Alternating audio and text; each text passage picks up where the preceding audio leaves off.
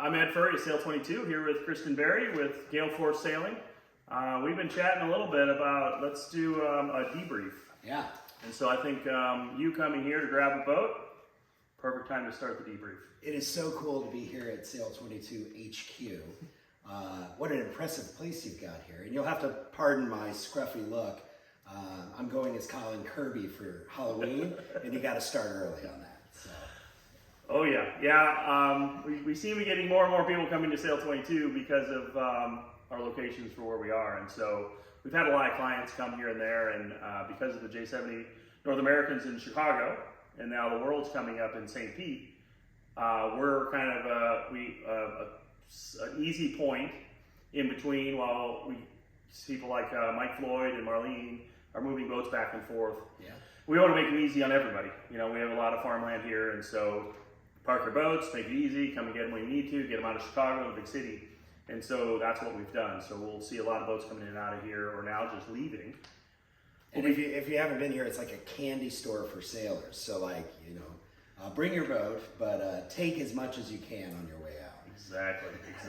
So that's a fun thing to be able to show off. And we have an awesome inland lake here that we race scows on. So we have some scows here that we're doing some work on, and Very cool. we're going into winter mode, unfortunately. So the hibernation starts with storing boats. Yeah. So we want to chat a little bit about the North Americans because we just had a very successful one. As any major event, we worry about things, wind and other things like that, because we're going to the windy city doesn't mean it's really windy. The reality is it's called that for political reasons. But we did have, scary 2 races in 2 days. But then, I think Mark and team did a fantastic job of pulling off races when they could, making sure that the racing was always fair, and in Mark we trust. I think he does a really, really good job, and the whole team at the Chicago Yacht Club and everything that they had to do to pull that event off was great. From a competitor standpoint, from start to finish, it was a cool thing. Yeah, and I was involved with measurement as well as just running some boats and that type of things. And so, the worry is, do you really know what we need? And sometimes we don't know what we need on different places. And so, we're always nervous about things, but the staff at the club, really knows what they're doing. Yeah. And so, like, the sales were an issue, so we had to break down the dining room, which is, we know at clubs the dining room is important because that brings in money. And they're like, oh, we can't do it till tomorrow. And the next thing we know is they're like, no problem. The staff cleared it out and made that happen. So that's from the competitor side. If there were any hiccups along the way, we never felt them. So it was pretty impressive. Yep. And so from running it, the hiccups really didn't happen either. So the start of the process, which always makes any event more difficult, just because we have to be legal in one design and everything else, is the measurement process. Sure. And Thomas came in from Germany to lead that, which was huge.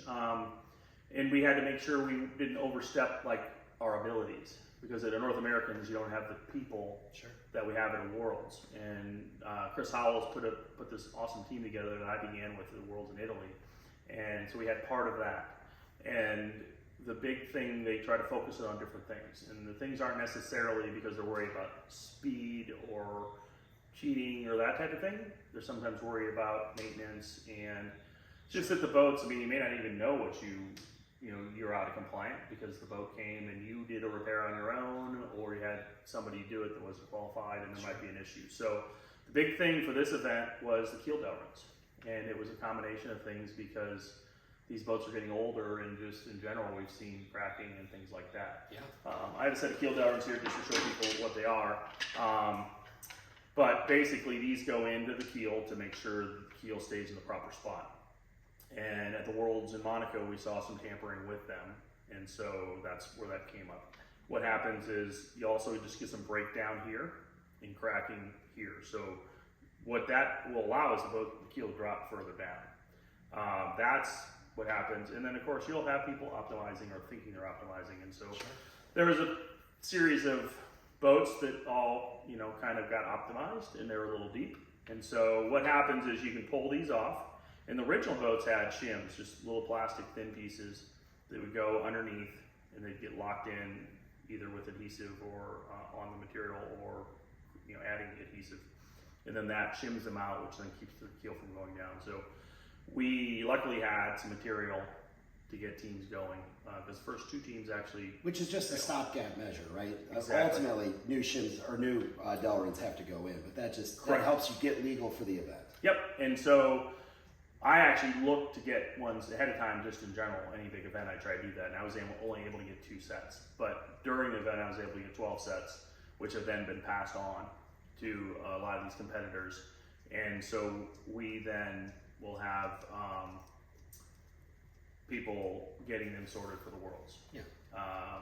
And there were a lot of them, it was just maintenance. Like they really didn't need to do it. If you think about the way we use these boats, I mean, we're a traveling circus, right? Yeah. So the boats, now that they're on tall trailers as well, that's not how they were originally intended to move around. So likely the Delrins are wearing just by going down the highway because they're in tension as you go down the road. Certainly boats that are still traveling on low trailers, they get their Delrins up and out, there's no wear and tear there. So, Yeah.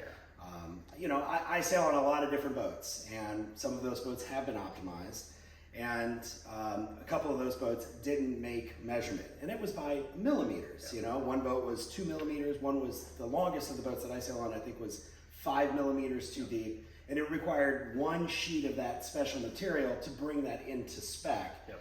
And it seems to me that, if we're talking about 5 millimeters, that's not someone's intention to cheat, because 5 millimeters probably doesn't make enough of a difference. That's a tolerance of, best effort, or it could even be just a bad recipe. You've got an idea of what it's supposed to be, and you were off in that. So it seems to me, there was a lot of talk prior to the event. We're such a knitting circle of rumors in this class, but it seems to me that the measurement that we did at this event really proved that nobody is way out of whack. Or going out of their way to do crazy things to find performance. Yep. And yet some boats still find a lot more performance. So it's a cool thing to see, and a testament to the quality of the competition that we saw at North Americans, which is just a harbinger of what's to come at Worlds. Right. Exactly. And the tolerance is about 14 millimeters, which is a decent amount, and then if you're 5 off, but most of the boats were right in the middle or near the bottom of that range where they wanted to be, and people were happy to, okay, let's get this right because we have the Worlds coming up, and nobody felt like, oh, I'm super short or whatever. We know for a fact that when we've measured some of these, a lot of the boats that have won the Worlds have been on the shorter side, and so that's not something you need to worry about. So that was a good thing, and like KB said, these boats are now, a lot of them are going down the highway with the keel down now, so they never even look at their Delrins. Sure. So if you have a keel down trailer, lift your keel up and look at your Delrins, check them out. Feel free to shoot a picture to us to ask questions. You'll get some lines and things like that in them. But we want to get those right because that's definitely important. And I think there's preventative maintenance there too. If you are a keel down boat, and most of the boats that I'm sailing on now are, when we pulled our keel up to get measured, it was obvious we hadn't had the keel up in a long time because it was super dirty in there. And I think our boat passed, but Thomas did his magic finger trick and indicated that our Delrins were showing excessive wear. We weren't out of tolerance yet, but it was an indicator that this is coming. And I really think it's a product of, we had grit and grime and dirt in there, and then the keel goes down the road like that, it's going to wear away. I mean, that's just, it's a fairly sacrificial material. Yep, so. absolutely. I'm going to go on to one thing before I go to a more important topic, and that's just anchors. So a lot of people were out of whack with anchors, which is pretty funny because, and I think the reason why is when the rule first came out, it was 5 kg anchor chain, and then it says road of 40 meters. And so the mistake was that whole group was 5 kg. And I know I was wrong from it way back, and I know anything that came from us has been definitely corrected, but 5 kg anchor with chain, and it doesn't say how much chain. So literally there's people that have a 5.5 kg anchor and they put 3 little chains on it, but then you got to connect the road. So there was a lot of that just because I think of that not being to these major events. It happened to us. I was in a shoulder-to-shoulder 3-wide speed race on the scooter to get to Home Depot before somebody bought all of the chain, and we had to add a fair amount to be able to get there. The fact of the matter is that got us through this event. We've now replaced our chain with something that's both legal and practical, and not just sort of a daisy chain of loose bits. Yep. You know, I think the intention of the rule is safety, and so Chicago is a funny venue in the fact that I don't know that our anchors would have held there anyway. Right. But in St. Pete, if you had an issue, being able to deploy the anchor might be the difference between grounding or not. So it's a worthwhile thing to have right, and it's a place where you can optimize. You don't want to carry around 4 extra pounds of chain because that's the length that they sold at Home Depot, and that's what you measured in with. So get it right and do it long before you get there, because it's super stressful. I mean, it was fortunate that Home Depot was close enough to the club. But if it had been an hour trip each way, which it's not hard to do in Chicago, that would have been a real bummer for our practice day. Yeah, and the thing is also is you want to put it into a tiny package as well, and so you can stick it like down by the keel, and where it's going to be advantageous to you, and not some giant thing you can't put somewhere or whatever else, or an aluminum one that has to be like super big. Right. So we'll move on from the anchor, but also just make sure if you're doing anything, look at your safety list to make sure you just have everything and what the rules are. Sales was a kind of a sticky issue this time because all of the sails have to have a world sailing fundamental.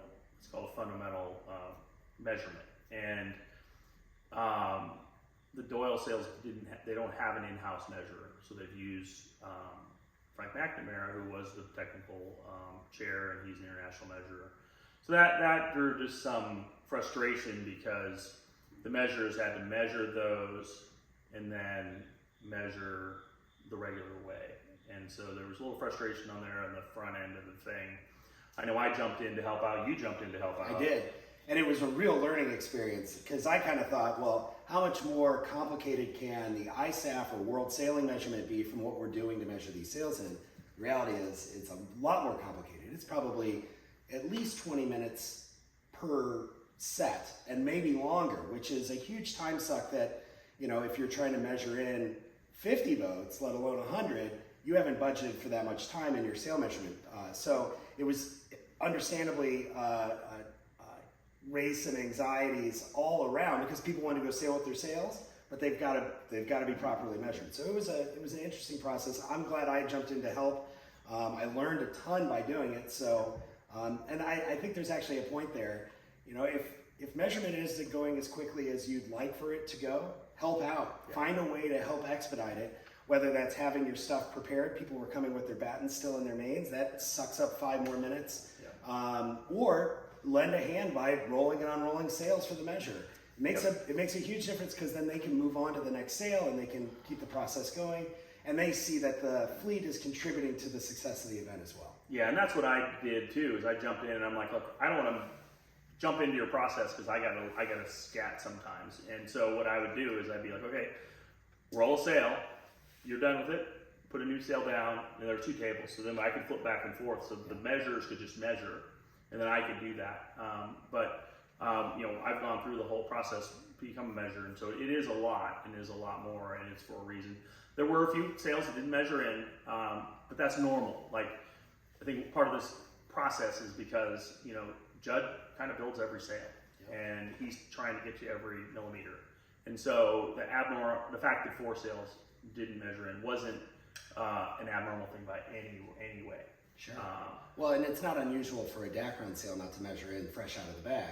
I remember at J22 Worlds a number of years ago where we all showed up with our sails, rolled them out on the table, and none of them measured in. And our sailmaker said to us, well, have you gone sailing with them yet? And literally, we went sailing for a day, came back, rolled them out, and they measured. So, there's you would think sails stretch, but there's shrinkage involved there as well. Yeah, exactly. So for the Worlds, not going to be an issue. The class did say, hey, we'll help out with this one, and they did. And Marlene and Thomas went overtime, and they deserve a big kudos because of that. Kind of to wrap up the measurement talk, the biggest thing about this group of measures is the goal is everyone's going sailing.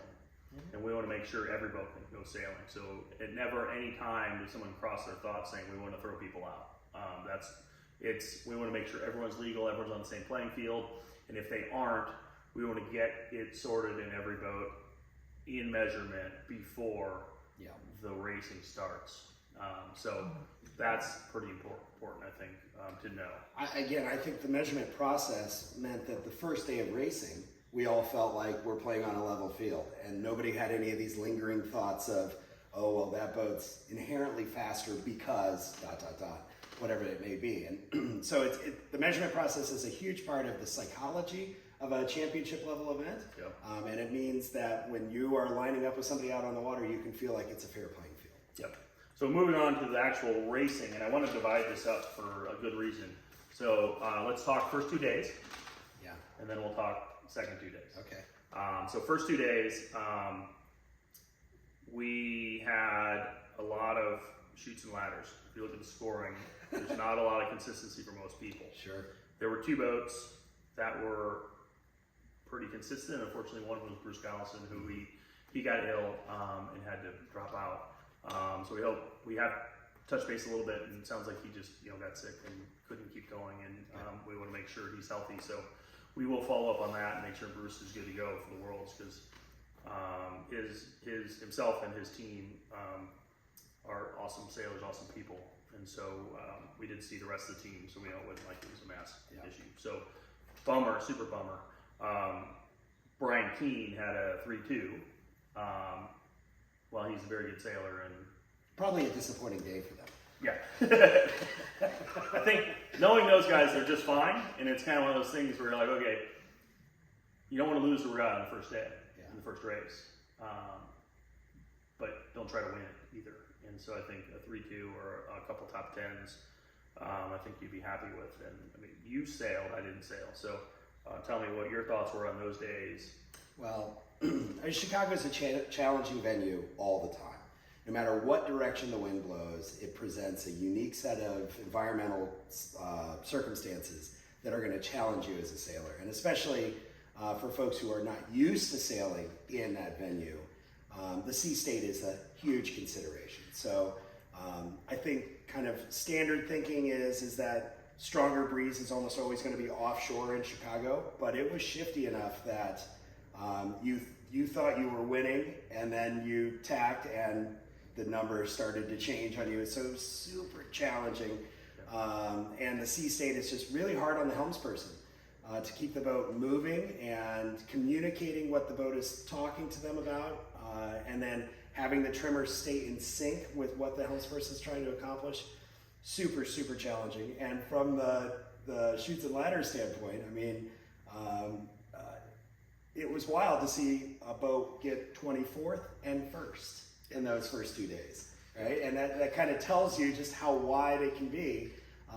And we all know that regattas are generally won by consistency. And so if you had run straight 3s, you'd be feeling really, really strong, That's a good point. And in that first race, I remember talking to Rich Witzel, and he's like, we were in 42nd one place in that first race. Yeah. Bruno went around the top mark easily in the 40s and got 4th in a race. Yeah. So there are huge passing lanes out there, and you just have to keep working the boat all the time. And there are teams that are adept at that. I think their performance directly relates to their investment in time in the boat and knowing how to get the most out of it in those tricky situations. And it's cool to be around. I mean, we are sailing at the highest level that you can in the fleet racing aspect of our sport. And that's what makes this class so strong. If you look at the, go down the sheet, I mean, you just look at people, and you can get pretty low on the first page, which is 23 boats. Yeah. And you're like, in fact, actually the one pro team didn't even make the first page, the one pro winner. Yeah. So it's definitely interesting to see, and it is super competitive, and that's awesome because of that. And so if you survive the first 2 days, then you got 4 races on the second half of the regatta. So 4 races in breeze. And 4's a lot. No one was tired at the end of that day, was No, not at all. The boats are super physical. I joke with the trimmer on our boat, Tomas Hornos, that we start a day like that. It's like, all right, you ready for your 1,000 deep knee bends? Because you are so physical moving around in the boat, trying to maintain a constant angle of heel, roll the boat hard through every maneuver, and just really putting everything into it that you can. And so 4 races is physically hard.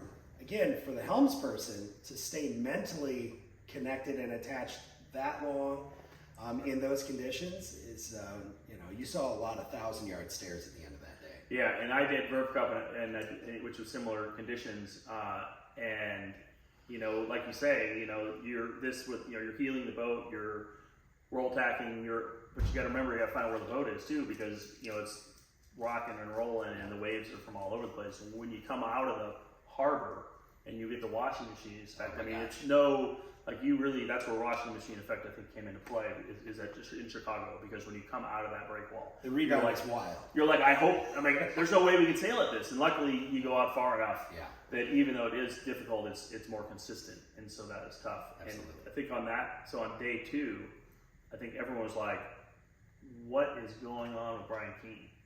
Because he had 3 bullets, and then a 6 was his bad race. And I remember seeing that 6, and he was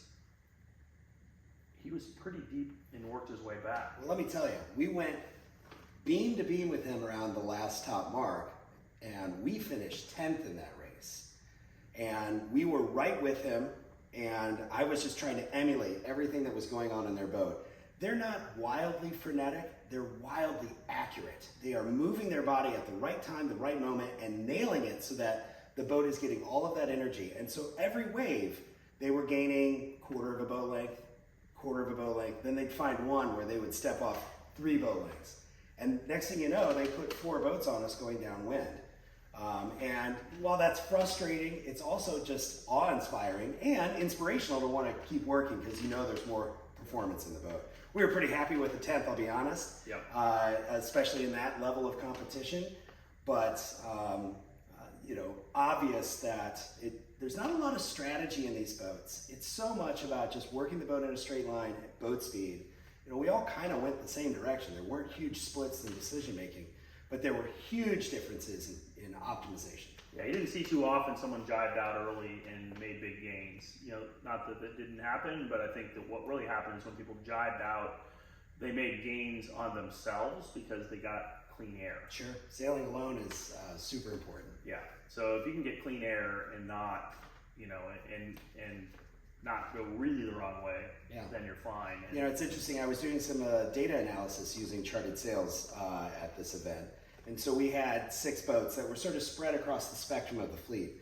And on every run, the fastest boat on the run was always the boat that finished last in the race, which it just tells you, they had clear breeze because they were at the back of the pack, but they were gaining huge. And then when you turn the corner, there's kind of no way out at that point. But finding that clear space, even if you've got boats around you, finding your own private lane in that space is the way to really make huge gains. So another thing to look at, so there were black flags. And looking at, I think day 1 and 2, no black flags. But after that, an average about 2 black flags per start. And I was chatting with John Coton earlier, and he was like, the starts were really hard. And people were really working hard to get a good start and work their boat. And that's kind of a very important time to have everyone in sync. And one of the things that he mentioned, which we always try to emphasize, but just kind of stuck, was don't get down speed too much. Tell me about your starts and what you felt with the whole thing. Yeah, starting a J70 is a tricky thing, especially in a big fleet.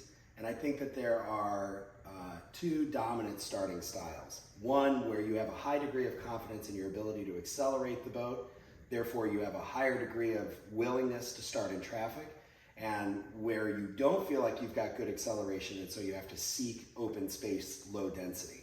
Those are kind of the 2 schools of thought that go on. So our personal Team Bazinga thought process, we're not a great accelerating team. We just don't have that in our playbook yet. It's something that we're working on. So we identify where we think there's going to be the greatest density, favored end, or what's going to get people to the favorite side of the course. And we trade some of that for open space. So we'll divide the lineup in 1 through 10, and then we make a call on where we think the density is going to be at about 2 minutes. which is usually a pretty easy tell. You can see the people setting up there. And then we make a determination of how far from that space we're going to be. So if the pin will win the race, and sometimes it did at North Americans, we were probably saying we want to set up in a 5. Because we knew there was going to be a great deal of density in the 6 through 10 range. If we could start just above that pack but go straight for a long time, we knew we were going to have a solid race. And so that was our personal way of setting up. And again, we feel like we can achieve the performance or the place that we want in a regatta without ever winning a race. But if we could roll single digits for half of our races and low teens for the rest, we'd be right where we wanted to be. Yeah, and I mean, we could do a whole show on starting for sure, and we might want to do that sometime. I think we will, because there's a lot of things. If you can go fast for 5 minutes after the start, you're going to be in pretty good shape. Some people, there's tactics to, if there's a midline boat, which there will be at Worlds, do you use that midline boat as a pick? Well, the boxes have made a huge difference as well. So whether you're using a Vacaros or a Velocitech or a Sailmont, whatever you're using, it's radically changed the game. And I like to joke with folks that I used to be a much more successful starter that before the boxes, because I had pretty good line awareness. Now everybody's got good line awareness, but they're fallible, right? One, the position of the ends of the line are still moving. So because that's not being broadcast to the boxes, you're guessing to some degree. And if you are not conservative in your approach there, you can catch a flag every now and then. That proved to be a pretty important part of this regatta. And that, yeah, it definitely was, because we go into race number 8, and as we thought, it could have been Brian Keene's last race, he got black flag. Yeah. And so that was like, you want to write the script to a major championship. All of a sudden, it went from the Savasana show to what's going to happen now? Well, we knew what was going to happen. As soon as Hardesty and team had the opportunity to go after them, they did. And, Bill's probably still one of the best match racers around. And so that was amazing. I don't know how the black flag happened, but I do know this, that Brian's team is fast enough that they could have been luffing with the jib furled at the gun, had a sandwich and a quick bathroom break, unfurled, and still been top 10. So catching that black flag in that race was either a big unforced error or somebody did the numbers and took them to task. So that's pretty amazing. I doubt they'll make that mistake again in the future. Yeah. Because that had to raise some anxiety for the last race. For sure. And I didn't actually ask that question when I was talking to Jack and Patrick. What I did talk to those guys about was when Billy went into that match racing mode, it was like on, and the conversations from different people that were either stuck in the middle and they were asked politely to go away. Go away, please. Yes. And then the other comments that all the tacticians on all the other boats were watching the match race. Yeah. I think it's pretty cool. And then just hearing the result, because there was contact. Sure. And there was damage, but it was those guys being very aggressive. Hearing, because we went in, because I had Chris and he had to catch a flight, so I didn't get to see it, unfortunately, because that would have been awesome. And I part of a video that it would be even more awesome. But anyways, hearing about it, and then at the top mark, they were in last and dead last. Last and dead last. Then came down the run. We were not too far in front of them in that race, unfortunately. Came down the run, and it looked to me like they split gates but came back together. Coming up the second beat, we sent it to the right side. We needed clear breeze and needed to kind of swing for the fences to get back in the game. And so I had an awesome perspective sitting on the rail. I think they must have tacked in the second beat 20 times. And it was a classic, like better than any America's Cup you've ever seen, tacking duel. The boat should have stopped racing and watched this. And I got yelled at for not calling breeze. This was a better show. And they must have tacked 20 times until finally Savasana got nose out. And then they could start playing the game again. But at the second top mark, they were still not far apart. And then Savasana did what Savasana does. And, Well, Savasana drew a foul. oh, I didn't know this. And so, and apparently it was questionable, but Jack said, you know, we just did our circle because they'd done the most they could do at that point. Huh. And so that's what was interesting. And I heard two different stories, and I don't know the math, but one was they passed 11 boats downwind, and one they passed 13 boats downwind. Yeah, I believe either of them because it was amazing. They were still deep at the second, both teams deep at the second top mark. Yep. And then for them to get to 29th is just remarkable. And they had to get to, really they had to get to 30 because they had more bullets. Right. And even though Franco could have almost won a race, even if that would have been a bullet, it wouldn't matter because they did ask for redress. But a tie would have gone to Savasana with the 3 bullets in a row. And they got to 29 to get 46, 47. Yeah. And I'm hearing this as we start pulling boats, you know, because people came in early and things. And just hearing it and knowing both teams was interesting. And but what I liked the best about it was I saw Jack fairly soon after they were off the water. And I just made a comment to him, and I'm like, "What's going to happen now?" And he's like, "We're done. You know, we're not protesting. You know, they won. We just wanted to let them know we're here." Yeah. And you know, the important thing is the world's obviously North Americans would be nice for anyone to win, but just to see that both teams, there's no bitter anything. Sure. After really going at it hard was great. Yeah. You know, and it tells us a lot about our sport. And for me, and I know you too, we know all these guys.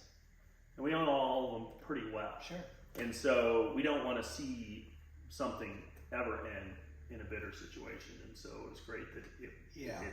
It's one of the funny things about our sport that an open field foul can sometimes get you off the Christmas card list for life. Yeah. I'm from Indiana too, you know, so I grew up with a basketball in my hand.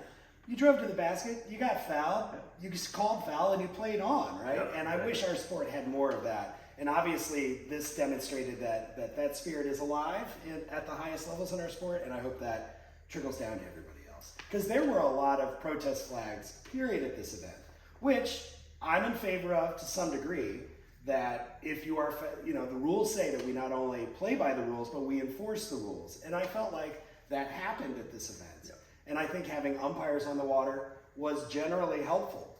It is a new thing for many of us who don't sail with umpires often, and they don't always get it right. And you know, I don't know any sport where the refs are the fan favorites. So, but it's great that they were there, and I was happy to see flags flying and a lot of people doing turns, and not a lot of business in the protest room at the end of the day, nor a lot of hurt feelings and chatter either. It got settled, and I think that's again a really good indicator of what is coming at the Worlds. Yeah, and I think, you know, I know that the Italians have been pushing this, and that's it's kind of where it came from, and they've been doing this for a while. And so I've been chatting with Chris about this, and one of the things is, like, we just got to get it right. Like, you know, I think it's a good addition, but there's a few things that come into play, and one is budget, because you got to get these guys here and feed them, and you got to get that many boats. And so we're chatting about some ideas, and maybe just, you know, 2 boats, 2 guys in a regular regatta or Davis Island Series or something that just keeps everyone honest. And I think that's the big thing.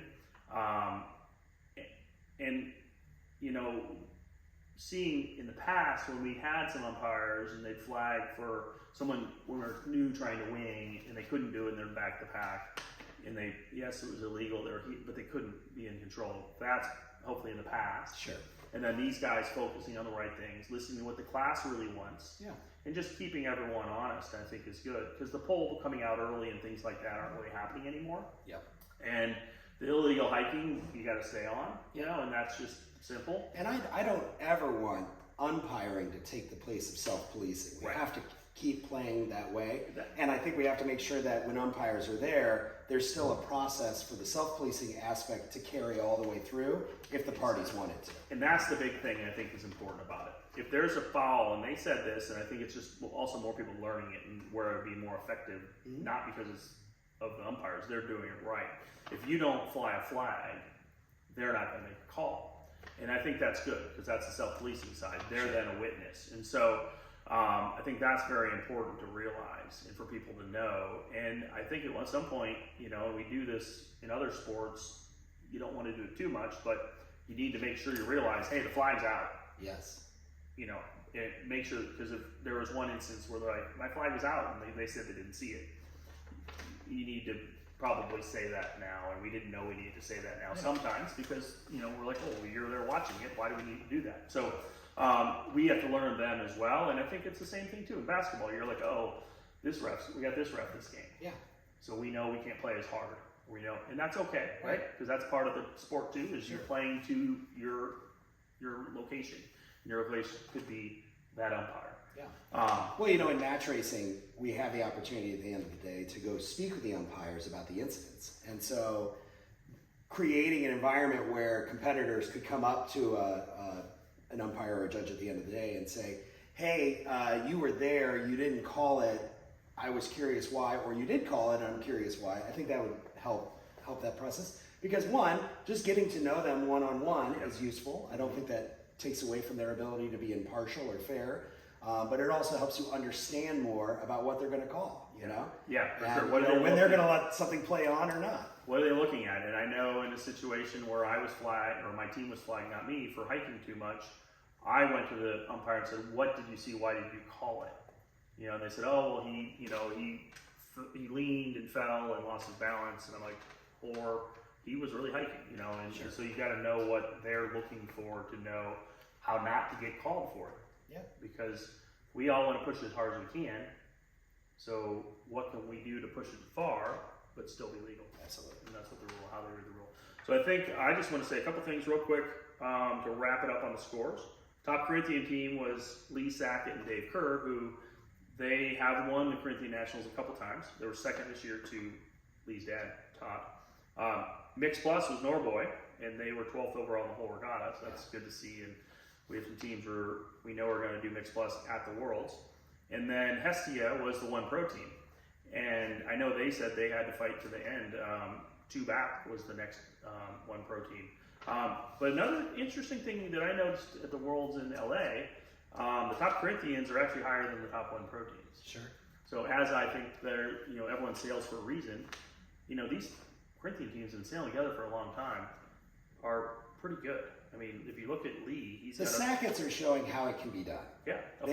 They are as competitive as any team out there, and they're awesome to be around. They're sailing at an extremely high level. They're making an appropriate investment, and so, you know, there are lots of people out there that have said that the J70 class is too full of pros, and you know, I take that personally. Yeah, sure. But I also understand the sentiment, and I think that teams like both of the Sackett teams are showing that you can have a great time in this class and feel like you're competing against the best in the world, and do it in a Corinthian way. And one thing you are seeing with them, as well as all these teams, is the teams at the top are pretty much sailing the same group. Oh, I think that's pretty important. Consistency is so important. Yeah. Even the pro teams, you know, Franco is an exception because they put a new team together, but they put a new team together where Billy and Jack have been sailing together for a long time. Yeah, and they had this guy, I don't remember his name. Oh, it's Judd Smith. Judd Smith. He knows a thing or two about a J7. Yeah, and then throw in there Patrick Wilson, right? Trimming, and you knew they were going to do well. But also, like if you look at Rowdy and you look at Kate, Kate's been loving what she's been doing. She's been in that interview they had was Kate, which was awesome. So there's some great teams. Yep. If you look at the top, it's just the consistency. Once the superior guys got consistent with crew, they got better. And so I think Kate's team is unique in some ways, which is there are paid professionals on that boat, but they sail like a family. Exactly. And that's really cool to see and be around. I mean, they are doing it right as well. Yep. And have spent a ton of time together, got to know each other. They've grown a lot, and they're going to be a force to be reckoned with, for sure. Absolutely. So I'm going to wrap it up because we got a lot of stuff here. Yeah. But I'm also. Thanks for having me. I think we're going to do this a bunch more because I think it makes sense. Yeah. I think the Hoosiers know how to do things. Right up. All right. Thanks, KB. Thank you. And we'll get this up there, and we'll see everyone in St. Pete. Awesome.